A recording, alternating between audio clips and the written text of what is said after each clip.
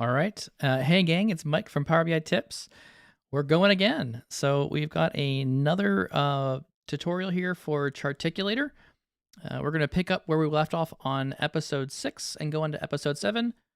We had some questions on YouTube in the comments. So I've been asking people to kind of comment, what would you like to see? What kind of things would you like to see on the tutorials that we're doing? And some people commented on, hey, we'd like to see some custom formatting where the formulas inside Power BI Desktop can drive color changes or be influencing the formatting on the visual. So we do have some limitations and controls on current visuals of what we can adjust style-wise based on what properties are given. So we're going to extend that a little bit further here, and I'm actually going to pick on someone who's actually out on Twitter, a guy who does a ton of visual work, and I'm kind of excited to get into this. So we're going to try kind of a let's build a visual from the internet. So I'll bring it in here. This is an example that was recently Jeff. So if you are Jeff, or if you know Jeff, tag him in the video. Jeff, you came up with an idea. You were out of New Zealand, I believe, and this was your idea that you came up with. I think you tweeted it out yesterday. You said, hey, I'm thinking about a visual like this. And so if I can move it over here, I'm thinking about a visual like this. I've got some, how are we reaching our projections? Where do we fit in this line? And so he very elegantly drew out, there's a bar, there's a green part, and then a red part on some of these bars. So here's how I'm interpreting the graph. So it sounds to me like there is an actual target for the North region. And I would read this as the target for the North region was $100 million. And so we exceeded our goal. And what we actually did was $105 million. And you can see at the very end of the chart, we have a little plus 5 million and we have a little plus 5 percentage points. Okay. Then the next chart's down in the South region. We had a goal of 40 million, and I know that because I'm doing 38 million plus 2 million, because you're actually down 2. And so we actually sold, or whatever the sales are doing, we actually sold 38 million, but we've missed our goal and we're underneath by 2 million, and we're behind by 5%. So this is a really interesting chart to me. I like where this is going because it gives you a clear indication there are bars and there are clear goals that I'm meeting or not meeting. And so there's a little green part when I've exceeded my goal, and there's a little red part when I haven't exceeded my goal, and it kind of is striving me to complete the bar, essentially. And I do like the percentages here because we can also kind of see like what is the, and for lack of a better term here, what is the position and the direction of where we're going. So for those of you who may know me, I've gone through Delta Associates training, and that's a lot of things that they hammer into your head. When we're doing graphs, we want to figure out where we are positionally, and then what direction are we going? Is it a percentage up or percentage down? So this was an interesting chart, and I thought, man, this is a good example of something we could possibly build in Charticulator. So today, we're going to build this off the internet, and we're going to incorporate some custom data properties from a table that we will then use to determine some of the color options inside our chart. All right, let's move this out of the way. Here was episode 6, the end of episode 6, where we did some TIE Fighters graph, minimum, maximum, and then the average as the little dot in the middle. All right, let's move on to episode 7. As you can see, I've been doing a little bit of data work on a table here. So let's explain the data. What did I actually put into the data model here? So what have I done? Let's start off with what I brought in to the data. We have a region, I have a goal, and I have an actual value. So this is basically all the data that I started with. Where are we and where we're going? So let me just get my zoom up here. Zoom it. So this is kind of where we're starting from, region, actual goal. And so everything else beyond this is what we're going to have to build in measures that will drive some of our calculations, okay? So to add to this, and I'm going to make this chart look like the other one above it, and I'll explain a little bit of what's going on here. The first thing I wanted to calculate was the difference between the actual value and the goal value. So when I'm ahead, I want the actual value to be above, like a positive number. If I'm behind, I want it to be a negative number. So then I made this column called the difference, or diff. And so this is basically taking the difference between the actual value of 75 minus 50, and then that gives me my 25. And then in the cases here where we're upside down, in the South and the West regions, we actually have a value of 38, and I was trying to get to 40, so I'm behind by 2. So that's what those numbers are meaning there. The next thing I wanted to calculate was the percent change, and those were the percentages at the end here. Now, I didn't quite know if I was calculating them all correctly. The first 3 charts, I was able to get the numbers that matched. The third chart, I did not match, so I'm not quite sure if this is a different number or not, but I'm going to interpret this as a percent change calculation. So what I'm going to do now is I'm going to go back to my table here, and I'm going to grab a column called percent change. And so to do this, we just do the new value minus the old value divided by the old value. So that gives me my 50% change. And so here we go. I've got most of the things I believe matching based on this chart. So maybe not 100% right all the time, but we're getting kind of close. So I think this is kind of appropriate. It's doing the positive, negative things the way we think it should be, so I'm going to go with it. Jeff can inform me over Twitter if that was wrong and I was totally off base. Okay, so the next thing I want to do is I need a flag. So I need to indicate what is positive and what is negative. And the easiest way that I know how to do this is make a single data point that has like a toggle on or off kind of thing. So then I did the percent change color. And so basically here, all I'm doing is, actually I have it backwards, believe it or not. I have, if the number is positive, it was resulting to a single number, a -1. If the negative number is negative, it goes to +1. I'll switch that right now because that doesn't really make sense. So let me just change my if statement here from 1 to -1. Okay, now this makes more sense. So when I have a positive percent change, I get a +1, and then when I have a negative percent change, I get a -1. All I'm going to use this is for a flag. I'm going to just change data properties based on this column. Now, this is the principle that someone asked me on the internet. I can't remember the comment exactly or the name of the person, but they said, wouldn't it be cool if we could just use a measure to determine visual style properties? Well, this is exactly what we're doing. So we're actually defining a measure, adding it to our table as a column, and then that will automatically calculate. And if you adjust your data on the page, it would automatically adjust and change the data based on whatever properties you have. So as your data is interacted with on the report page, that measure would then adjust, and then you can change things. So you could do things like, I want to highlight a single region or something like that.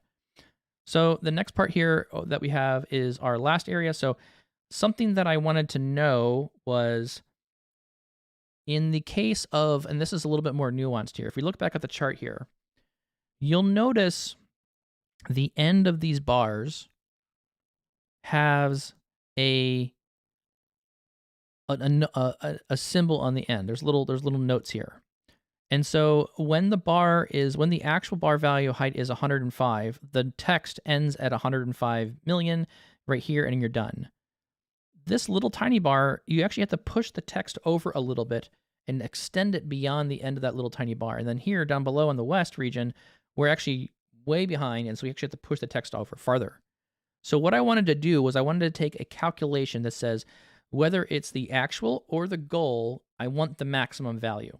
Meaning, if the goal is 100 and I want it to be 105, I want to pick the largest number of either the goal or the actual value, because I want the biggest number in that single row, because that's where I'm going to align the text to.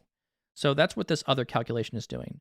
So I'm basically looking at both columns and saying, okay, looking at the comparison between actual and goal, just pick the highest number.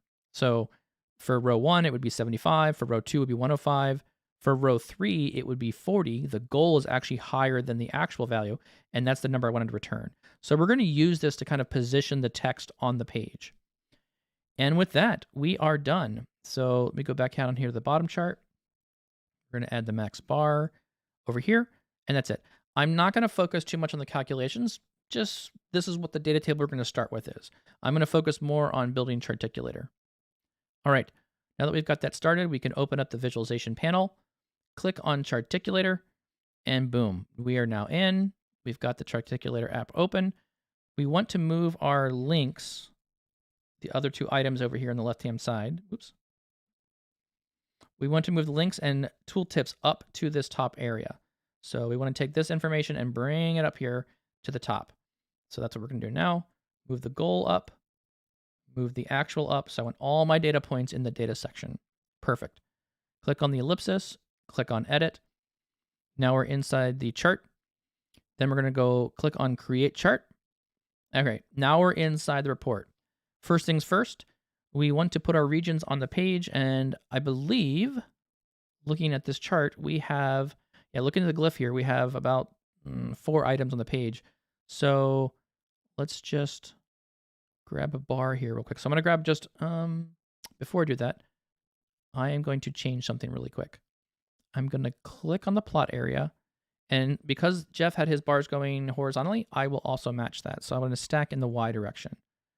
And that changes my glyph because now my glyph is looking like it's going horizontally. You can see now it's wide here as opposed to tall, meaning that's the width of the bar across the page. So this looks good. First things first, we got to get a measurement axis. And this, for all intents and purposes, we're doing kind of advanced formatting, but this is really a tutorial focusing on the data axis because we're going to use this very heavily in this visual. So first things first, we're going to grab the data axis and we're going to put that on starting at the base and move over to the top. That looks good. Let's grab region and add it to the y-axis over here. That will then give us the data all the way across all the pages, so that we know each region is now showing. We're going to move back over to the bar here. So now we need to start adding some data points. The first data point we want to add is the actual value. That was the majority of the major part of the bar.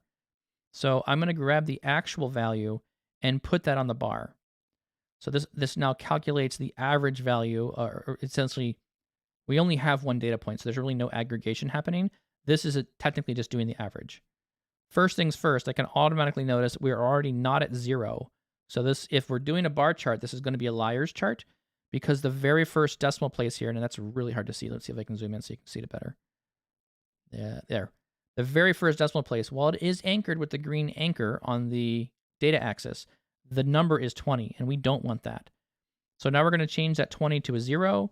And in order to force this to not auto-range when we go back to Power BI Desktop, we're going to use this feature down here called auto-range min value. We're going to turn that off. So unchecking that now locks in that 0, and that we will not auto-range the minimum value. It'll always be 0 from now on. All right, now we've got the data axis. Now we also have our actual data bar. Now I believe we can start by grabbing a glyph, or sorry, a mark. I'm going to grab the rectangle and I'm going to start here in the upper left-hand corner. And I'm going to go all the way down here and align to the actual data point. So now we get all of our bars on the page. So this is the first part, not a big deal. Next thing, we want to add the little tiny bar that is growing or shrinking at the top here, but we need some sort of data point to define this. So this is now actually the goal that we want to apply here. So I'm going to minimize these 2 pages, and then we're going to put the goal on the data axis. Adding the goal to the data axis now gives me this other indicator, the goal. So now I have the distance between the actual and the goal. When the goal exceeds the actual, the goal will then extend beyond the end of the bar. And when the goal is lower than the actual bar, the goal will go to the left. Perfect. This is exactly what Jeff has drawn in his picture. So again, we're going to click the marks. We're going to grab a little tiny bar here and draw a bar at the end. Now we can see down here on these other glyphs, the bar is in fact extending beyond the end of the original bar. Perfect. This is exactly what we want. However, the color's wrong. We need to now adjust the color. So this is why I brought over the item here called percent change color. So this is the indicator. This is the flag that's changing the color of that particular bar. So we'll scroll down here to the fill, grab the percent change color, drop it on the color thing, and boom. Now we've got colors going on here, but it's kind of a weird color. So let's click the little linking button here, and we're going to go to custom, and we're going to change the first one to be, I think this is the white one, so this should be green. Yep. Nope. That is the white one, which should be red because we're behind the goal. That looks good. And then the second one here is the black one, which is meaning we're ahead of schedule. So we'll now pick the green one for that. And then that looks good. Okay, so now we've got our green and red bars on the page. That's looking really nice. The next thing we want to do is we have to add our labels. So we've basically drawn the bars as needed, but we don't have any data labels based what Jeff had on his graph. So the first things first, we'll go in here, zoom in to the base of the bar, grab a text box, and snap it here to the end. So we'll put the little text box right there at the end. And this is the actual value of the data bar. So I'm going to grab actual and put it over here. Let's do some formatting on this. So first things first, we will get rid of the decimal places because it's not needed. This data is far enough apart that decimal places are not relevant. And then Jeff also had a millions at the end of this. So I just wrote out 100, but his was 100 million. So I can actually pre-format this by holding shift and drawing a capital letter M. So I changed the 0.1f for 0.1 decimal place floating. And now I'm doing 0.0f and then adding an M for millions. And if I don't like that, it's kind of a little close to the words. So I'm actually going to click on it again, and I'm going to put a space there. I think I can do that. Space. Tab again. There we go. So now I've got 75 million, 105 million, 38 million, and 20 million. Like a dream. Okay, this becomes the harder end now. So now the other end of this, we need to figure out how to apply the data labels at the end so that it works properly. So the first things first, we're going to need to grab, this is where the max bar comes into play. Because in these ladder bars down here, this west region, we need to identify the location of this farthest element here. And we can't rely on the goal adjusting correctly because in this data bar, the goal is here. So I can't technically use the goal because the goal would then push the lettering behind the green bar. And in the west region down here at the very bottom, the goal would work for me because the goal is the higher value. So this is why we took that max value. So I'm kind of picking which value I want and making sure that the maximum value is with me. Next, what we'll do is we're going to add the max bar height to the data axis. First problem here you're going to see, and I'm going to pop out the glyph here so it's a little bit larger so we can really zoom into this. Hopefully. Okay. So when I zoom into this, the closer I zoom in, you'll notice that the average of the goal and the average of the max bar is exactly the same value. That's to be expected. That's exactly what our data says. If the bar is 110 or 105 in this case, the max value is picking 105. Those two data points are directly on top of each other. But when we bind our data, we don't know what we're binding to. So here's a trick that I have found. If you pop this back in, we're going to go up to the data bar, the data axis again. So I'm actually going to minimize the glyph for just a minute. We're going to click on the data axis. And now what we'll do is on the data axis, I'm going to go here to the maximum bar. I'm going to go plus 10. And when I do that, going back to the glyph, you'll see that the average data point, the data point that is the max bar, average max bar length, is now plus 10. So we've increased that length just a little bit so that we can actually attach data points to it. And we can always adjust it back and tweak that so the lettering is in the right place. So the next thing we're going to do is we're going to add some more text. I'm going to grab the text box, and I'm going to go to the middle line here because I want the text to kind of align to the middle of the bar. And then as things scale or shrink, I always want the anchor point of the text line to be at the middle of every bar. So I'm going to click the middle area here, and you notice that there's orange lines where I'm intersecting that middle data point against the average. So that's really important here. The middle axis is getting picked up here, and then the upper part here is then aligning to that. So those two orange lines are telling me I'm defining this data point correctly. Okay, go back in there, plop in my text box. There's my text box, and I'm going to move it around and up so that it matches on the top side here. So per Jeff's visual, the very top text bar was the difference. So this is the difference value. So I'll put the difference on there. And what we'll do now is we're going to format this as well. Again, we're going to get rid of the decimal places because it's just a bit too much noise for me. 0F. And then this is just in millions. So I'm going to put a space and an M, hit tab. And there we go. There's my point. There's my plus 5 million there. The next thing to kind of clean this up is to put the data point on below it. So again, grabbing the text box, we're going to also, again, drop another text box in there. There's our text box. We're going to snap it right there. And now this text box will be driven by the percent change. So we're going to grab the percent change and drop that on the text box. Now this one you'll notice is actually a decimal, which is okay. We can fix that. So next what we'll do is we're going to go into the percent change calculation for average. It's going to do $average. That means it's saying this is a text value. And then I'm going to do times 100 because we want this to be a physical decimal place. And we do need a percentage here. So I'm going to get rid of the decimals because we don't need them now, or that we're converting it by 100, and add a percent sign at the end. So this is what we added. We've added times 100 inside the formula box right next to the average calculation for the column. We adjusted the zero to be the floating point decimal to be 0 decimal places, and we added a percent sign at the end. Hitting tab, then we get 0.5%. And we note that it works great. It's 0.5% when we are ahead of schedule, and it's negative when we're behind schedule. So that's exactly what we want. Now we're going to adjust those text boxes to go back closer to the data axis. I'm going to go zoom out here, and we will open back up on the layers. Let's click the data axis. We're going to minimize the layers and go down here where we said max bar plus 10 at the very bottom. This is what we added to that calculation so we could adjust and get everything lined up. I'm going to go back here. Instead of plus 10, I'm just going to do plus 1. Because I want it a little bit away. I don't want it like smushed up there on the end. I do want a little bit of a gap between the end of the numbers and everything else.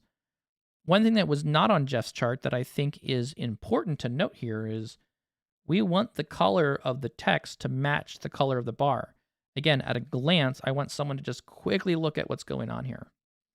So if I go back in again, we're going to click on the 5 million here on this glyph. And now what we will do is for the coloring of this, we will grab the percent change color and add it here. And because we already defined that the percent change data scale is green, the text automatically goes green for us. And then the same thing for the %5 underneath. So we're going to click on that, grab the percent change color bar and drop that on the color. And now we have red and green text based on what's happening on the bar level.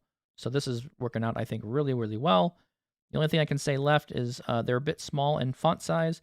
So let's bump these up to, let's go to 20. Let's see how that looks. 20. Yeah, maybe a bit small, but we'll try it. I'll go to this one here in the end of the bar chart as well. We'll bump that up to 20. Let's go 20, 24, make it a bit larger.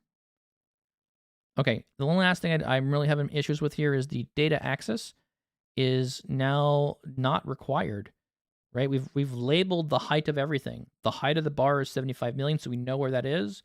We know 25 million is the end of the bar, so really the data axis is not adding much value. We've applied the appropriate labels to whatever we need so that the page makes sense. So in reality, I mean, you could leave it there if you want, but from a keeping things clean and trying to make it as elegant as possible, I'm going to turn off the data axis because we don't really need it. It doesn't really tell us what we want. Jeff does have a data axis on his, but I don't think we need it because we can see relatively, we're trying to shoot for relative height here. And again, the goal is, the question is, are we reaching our projections? So the projection, really, you don't even really need to know the value. You just need to know if you're behind or ahead. So I think this looks pretty good to me. So all in all, I think we're done. I am going to trim up the top and bottom edges so we get a little bit more maximum value out of this chart. So let's go to the top. Let's turn that to 0. Let's go to the bottom, turn that to 0. And I think we can cheat a bit more on the right side. Let's go down to like 20. And hopefully that'll be enough. All right. That looks good. Let's hit save on this. Looks like it worked. Back to report. Bada bing, bada boom. So now we're able to stylize this chart and present additional coloring based on a measure calculation, as well as add more data bars on the front and end of each of these data axes to match things. So there we go, Jeff. I don't know if you're watching, but this data bar thing that you drew up on the internet, we've got a real chart for you now. So thank you for your submission. I appreciate it. That was kind of fun to walk our way through. And there we go. If you like this content, if you're finding value from it, please let someone else know. Share the link of this with someone else that you know that would love this content. Make sure if you liked it, want to know about what's coming out, and you want to jump on when I hop online to do another live stream or build another Charticulator chart, please make sure you like and subscribe, comment. What do you want to see next? Do you want to see another bar chart? Do you have some charts that you can find that you're interested in? Send me a link, put some comments in the thread below, and we'll see if we can build some more fun bar charts. Thank you all very much. I appreciate it, and I'll see you again soon.